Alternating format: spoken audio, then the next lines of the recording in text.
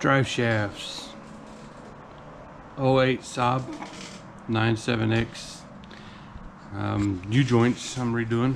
I got a little ahead of myself here before I started recording. You have to, when these are assembled,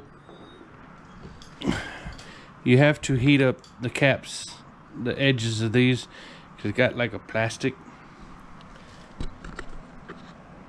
factory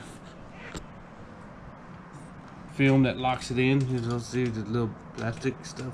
You have to heat it up and kind of get that to squirt out them holes before you can remove them U-joints. I already did this one and installed this one, which I gotta clean up and get all the stuff off of it. Okay, all you had to do is press the caps back into their drive shaft. I just used a brass hammer and a big ball peen, and you got to put the clips in. As soon as you get them seated, press the clips back in to lock it in place. You should have free movement, no problem.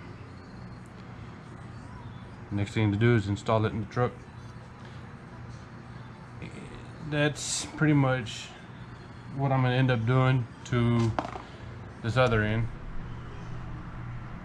I got to put them new joints in. I might video it, I'm not sure. It's just basic simple stuff.